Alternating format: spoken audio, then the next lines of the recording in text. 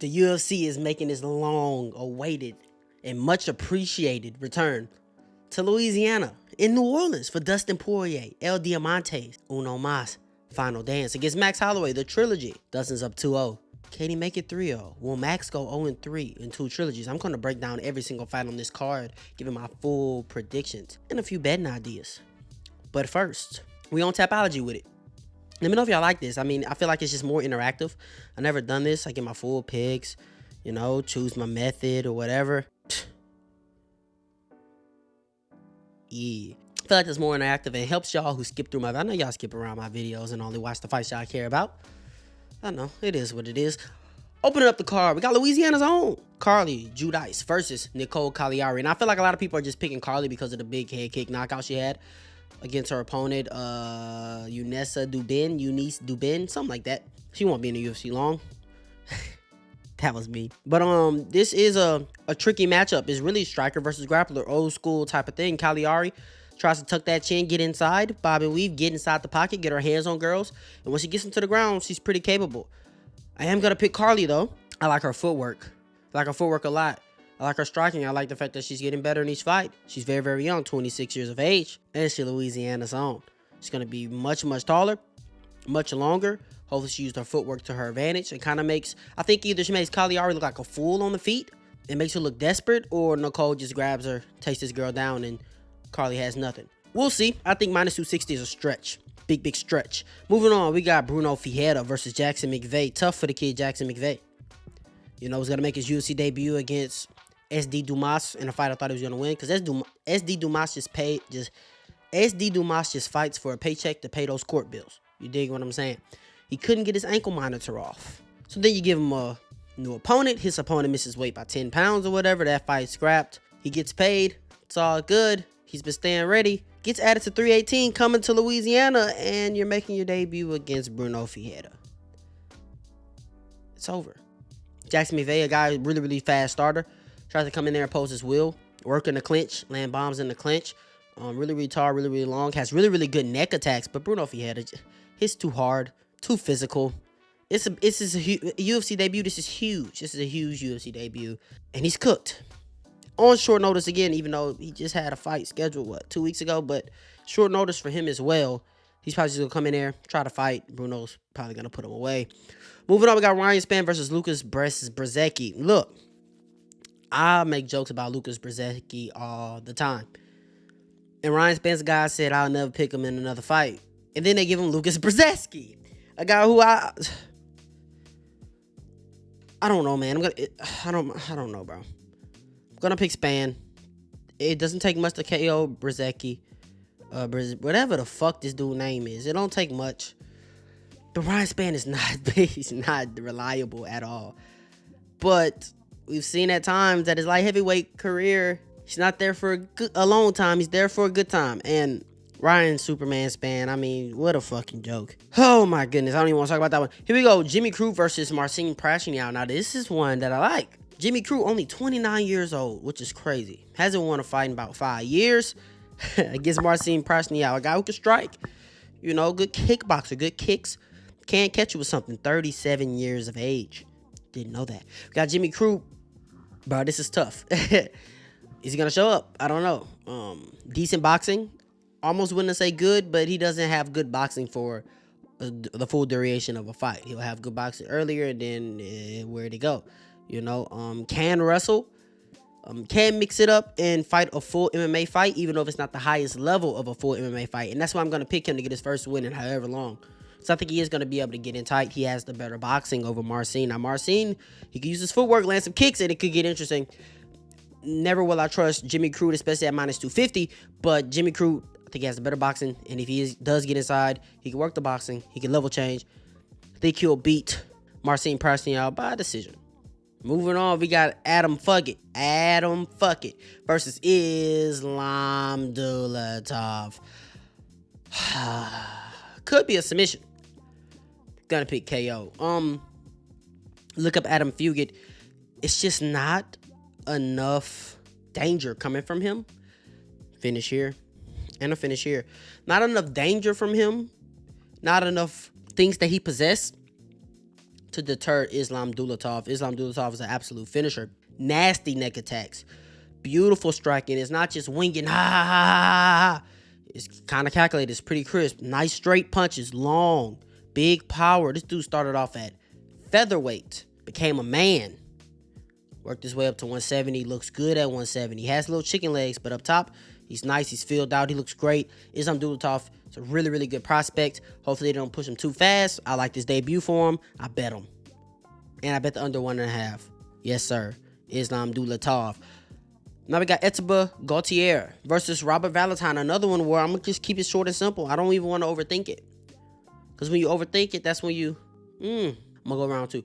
When you overthink it, that's when you start making mistakes. Look, Robert Valentin, he's Yuri Prochazka at home. You know, Dollar Tree Yuri Prochazka. Wild guy on the feet. He can wrestle just like Yuri Prochazka. Well, not just like Yuri Prochazka, but you see what I'm saying? The at-home version. See what I'm saying? He can wrestle, but it's always a backup plan.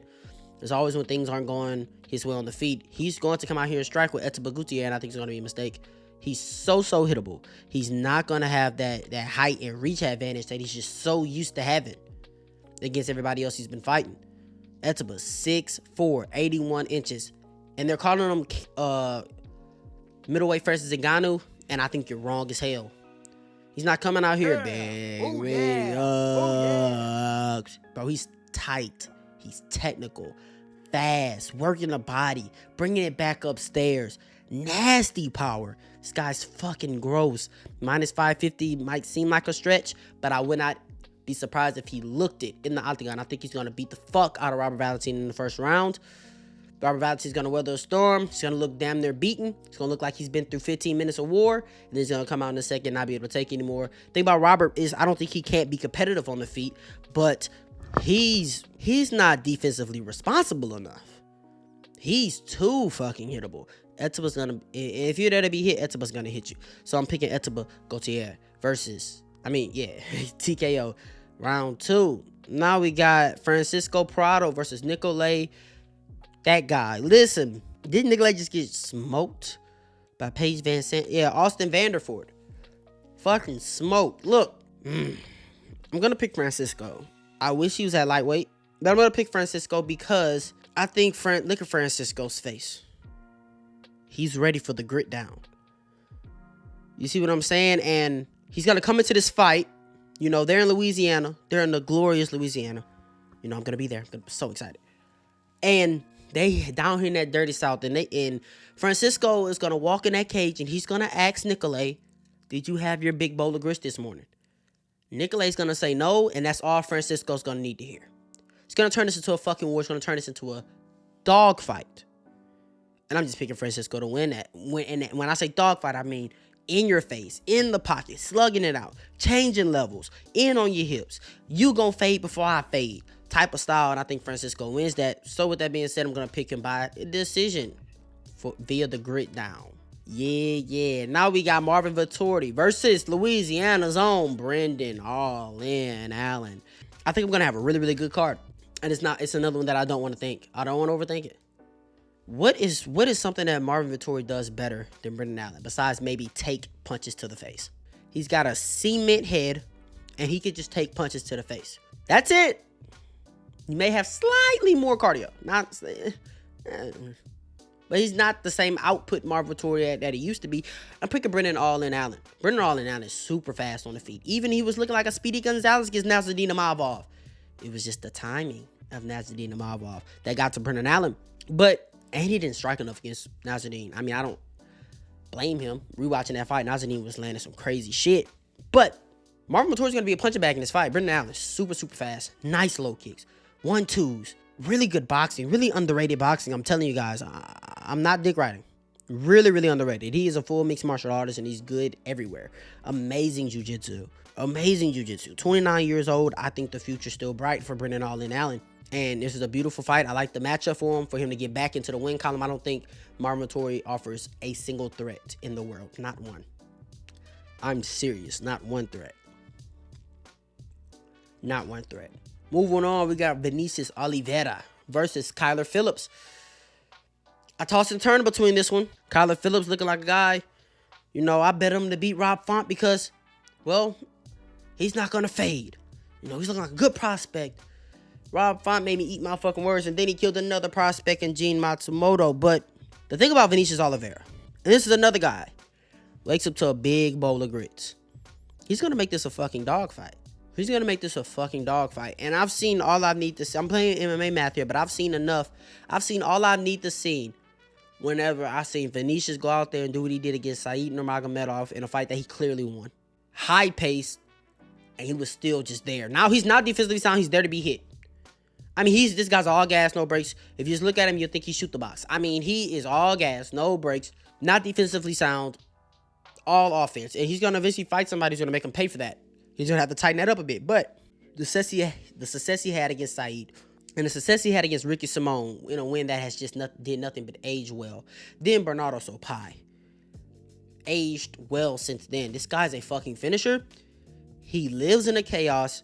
He breathes in the chaos, and he just brings fucking violence. And I think he's going to overwhelm Kyler Phillips and finish Kyler Phillips via TKO in the second round. Kyler Phillips, I was just saying, he looked like a guy unlimited cardio, and then he gassed against Rob Font. I don't know if it was a bad weight cut. I don't know if he had an injury. I don't know what it was. But now I feel like I can't trust you. Now I feel like you're not consistent. I can trust Vinicius Oliveira. I know he's going to be consistent as long as he can continue to make weight.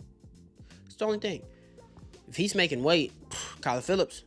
And I'm trying to make it seem like it's not going to be competitive, but I just think the styles, Kyler Phillips with the high output and on the back foot, Vinicius is going to put him against the cage and just hurt this guy. I mean, just sweet, sweet violence. And that's what we love to see. Moving on, we got Michael Johnson versus Daniel Zellhuber. The bet's going to drop tomorrow. Zellhuber's in a very, very important bet. I'll just say that. Daniel Zellhuber is probably going to KO this guy. Round 1 or round 2. One of those rounds. Coming off fight of the year against Esteban Ribovic. In a fight to where I gave it to Esteban Ribovic. Shout out to my boy Esteban Ribovic. I love him. Michael Johnson, your time has come. Time has come. I'm big as hell. I'm long as hell. Pause. No Conor McGregor. Whoa, that was gay. That was gay. Because then I just low-key called him. Speed past that. Damn, that's bad. I'm gonna edit that out. I don't even know where the fuck I was. Daniel Zellhuber. He's Mexican. Hold on. He ain't getting knocked out. It's hard to hurt these motherfuckers here. I'm telling you. Daniel Zellhuber's gonna hurt Michael Johnson real bad, real early. I was there for Michael Johnson's last fight in person. It was my first card ever in person in Tampa. Really, really fun card. Fight night of the year. Michael Johnson's in trouble. I don't feel like I need to say any more. Michael Johnson is in big, big trouble. Daniel Zellhuber. Big output. Decent power. Mixing it up well. Nasty kickboxing. Good kicks. Good hands. Michael Johnson, he has good boxing. That's it. And he does crack, but he's not going to be able to hurt Zellhuber. And he can't really take the cracks coming back his way.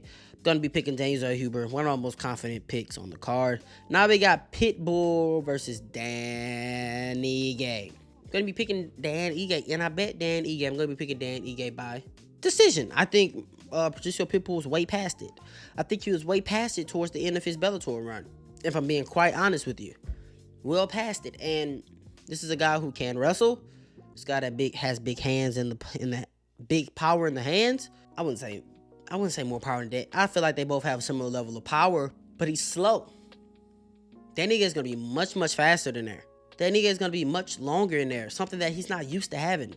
That nigga is not used to having a reach advantage. I feel like you could try to be all in on the hips on Dan Ige. Really, really good takedown defense. Really good boxing. He's going to have bigger output. And I think Patricio Pitbull is going to be relying on one big moment, one big overhand that's never really going to come. And then he's going to lose a decision. If not, get hurt real bad in the end and get finished by Dan, 50K Ige. And I think Dan's going to try to come out here and get 50K. That nigga, it's going to be a really, really fun fight. Yeah, I think Dan's the better boxer, better combinations, more volume, really good power in his prime compared to Patricio Pitbull, who's way past it. It's just not looking good for Patricio Pitbull. It's not. This is probably who he should have made his debut against, but he's Patricio Pitbull, the greatest Bellator fighter of all time. So I guess you got to give him a high volume match, even though he's 38 years old, right? Any fucking way. Dan Ige by decision. Kevin Holland versus Daniel Rodriguez. I know I'm speeding through this and I'm not showing like any worries at all. Kevin Holland. Kevin Holland by KO. Okay, maybe decision. Nah, Kevin Holland by KO. I just don't know if I want round 2 or round 3. Maybe even that Darce. KO's gonna finish this fight. I mean, yeah, Kevin Holland's gonna finish this fight. Do I want the Darce or do I want the... Kevin Holland's gonna finish this fight. He's much younger. He's much faster. He hits way harder. He kicks much better. He has more footwork. He has better movement. He's harder to find. More volume. Did I say faster? Did I say hits harder? Did I say more in his prime? And this is crazy. Kevin Holland prays right now, but it's true. This is like the exact type of matchup that Kevin Holland would love. I mean, Kevin Holland is loving this matchup. He loves this matchup. I think it's real safe to bet Kevin Holland. I think it's real safe to parlay Kevin Holland. Wow, I bet him at like minus 3 something. It's minus 410. Y'all better get in on that. Cooked. D-Rod's cooked. Kevin Holland loves this matchup. Defending his 15 ranked spot against somebody unranked and old, past their prime. Oh, he loves this shit. He'll do this shit for the rest of his career. He'll do this shit 2 more times this year. I think Kevin Holland's a clear pick. Roman Kopylov versus Paulo Costa. Another fight. I'm sorry. I think Roman Kopylov's going to break Paulo Costa in round 3. I think Roman Kopylov has comfortably beat the bad cardio allegations. I think he has. His last few performances looking real good to me. Even in the Cesar Almeida fight, he looked a little gassed at the end, but he pushed the wrestler's pace. He was wrestling, securing offensive takedowns. It's very impressive to see from Roman Kopylov. That shows a development in the game. Really getting to his Russian roots, I could say. Paulo Costa, I don't even know how this guy's still ranked. Is he ranked? He's ranked 15. Why the fuck is he ranked? Why is he ranked? Yeah, we're going to get this guy out the rankings. What the fuck? Why the fuck is he ranked? This guy's garbage. Pillow punches, has cardio, and is durable. That's it. Roman Kopylov fucking cracks. Roman Kopylov's going to show this guy angles and speeds he hasn't seen since Izzy KO'd him in the worst way. Since Izzy had his greatest performance in his career. He's going to show this guy angles. He's going to show this guy speed. He's going to be hitting this guy with punches he doesn't see. He's going to be landing the straight punches. He's going to be landing the kicks over the top. It's going to be a master class from Roman Kopylov. I saw Bedtime say there's going to be a war. It's not going to be a war. It's not going to be a war. It's going to be Paulo Costa being a punching bag until he decides not to be one anymore. I'm all over Roman Kopylov. My second most confident pick on the card. Easy money. You know who I am. You see my logo. You see this hat. You know where I'm from. You know what this means to me.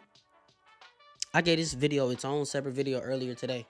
Please check that out on the channel. Listen, Dustin Poirier is going to have a fairy tale ending. And I see some people saying, I don't see a TKO, but if it does happen, I think it's Max getting a TKO. I couldn't disagree more. I could not disagree more. And I'm going to react to it. I'm going to watch some Max Holloway film later in the week. This guy's still hittable. Everybody talks about how evolved he is, and this guy's a completely different fighter. He's a different fighter. Not completely different. His evolution is overrated. Now it's making it seem like I'm hating on Max Holloway. Max Holloway is a fucking hard matchup. This is the hardest matchup for Dustin Poirier in the 155 division besides Ilia Topuria. But when we look at Max Holloway, yeah, he's moving his feet more. Yeah, he's implemented kicks into his game, and his kicks will be very, very important. That's how he's going to beat Dustin Poirier if he beats Dustin Poirier. It's going to be those kicks. It's going to be annoying the fuck out of Dustin. He can't plant. He can't go for it. That's how you beat Dustin Poirier. You don't want to get sucked into a boxing match. I don't give a fuck how evolved you think you are. You don't want to get sucked into a boxing match with Dustin Poirier. But this guy's still hittable. This guy still crashes in the pocket sometime. This guy still doesn't move his head. It's all his feet. He's not moving his head unless he's ducking it down. This guy's still there to be hit. Chin still like this. You'll still see him hovering over sometimes. This guy isn't as evolved as you think. Rewatch the Gaethje fight. Gaethje got dominated, but he's still landing. It was closer than you think. How about that? Gaethje was cracking this guy. Gaethje dropped Max Holloway. And Max Holloway versus Ilia Topuria, he was like not running, but for Max Holloway, he was running. For Max Holloway standards. And I mean, he was just moving. And that's because he respected Ilia's power so much. He's not going to move that much against Dustin Poirier. He's going to fight Dustin Poirier similar to how he fought Gaethje. I'm not just saying that because he was at 155. Like, he's going to have more confidence in himself to trade with Dustin Poirier more than he did against Ilia Topuria. And that's just going to give Dustin Poirier more opportunities. Dustin Poirier is not just engaging. We're looking at that performance, and it was a great performance, but he's not just engaging. He's not. Especially in the boxing realm, he's not. When Gaethje's winging big overhands and Max is just covering up, Dustin's going to go jab, jab, left hook. When Max Holloway leads with that uppercut like this, Dustin's not going to do this like Gaethje. Dustin's going to move, check right hook. He's going to parry that jab. He's going to put his pull counters are some of the best in the game still to this day. And he has big power in the hands to make you pay. I'm all over Dustin Poirier. I am, and I think Dustin Poirier will mix in some takedowns every now and then. I do. I'm all over Dustin Poirier. Listen, how confident am I in this? I genuinely think this fight's a 50-50. I know Max Holloway's going to win rounds on Dustin Poirier. I know Dustin Poirier is going to win rounds on Max Holloway. It's up to Dustin Poirier to come out early in the first round while Max is trying to get into the groove of the fight, trying to make his reads, trying to move, and trying to kick at range for Dustin to close that distance and land big shots early. Land big shots early, take those early rounds. Take them early. But I'm riding with my dude, man. I'm going to be there. I'm going to cry like a baby. When the retirement speech comes on, I might faint. But I'm with Dustin Poirier. Like, comment, subscribe, share this to somebody I know they in Georgia. Like you did, you ain't got to go home, but you got to get up out of here, man. Yeet.